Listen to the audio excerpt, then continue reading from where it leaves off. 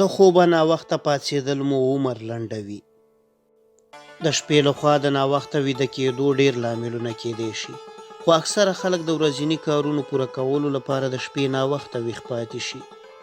خو باید خبر اوسي چې د شپې لخوا ناوخته ویده کېدل او د ورځې ناوخته پاڅېدل به مو ژوند له خطر سره مخ کړي. د بیولوژي علماو د انګلستان په سوري پوهنتون کې د یوې څېړنې له مخې ویلي هر هغه څوک چې د شپې لخوا تر ناوخته ویښ پاتې کېږي، پر سګرټو څکولو روږدی وي، ډېره ډوډۍ خوري، خفه وي او یا هم د مخدره موادو څخه ناوړه ګټه پورته کوي او د ډوډۍ په استعمال کې ناسم خواړه خوري.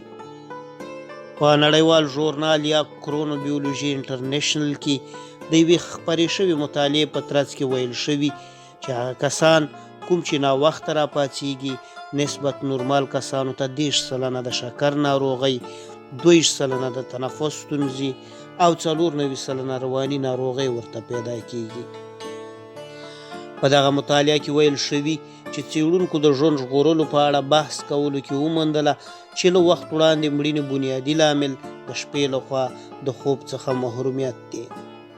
راپور وایي چې په 2012 میلادي کال کې د امریکې په یوه پوهنتون کې هغه وخت یوه څېړنه ترسره شوې وه کله چې دغه هیواد 1 ساعت وخت وړاندې کړی و. دغه مهال هغه ناروغان چې د زړه حملې پرې راغلې وې د خپلو وختونو د ګډوډېدو له امله 10% زیات شوي وو.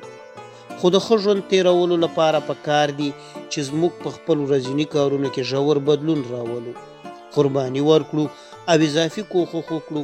که چیرې د شپې لخوا ناوخته ویده کېږو او د ورځې ناوخته راپاڅېږو، لومړی باید دغه ناوړه عادت ورکړو، ځکه چې دغه عادت مو عمر لنډوي او هیڅوک نه غواړي عمر یې لنډ شي.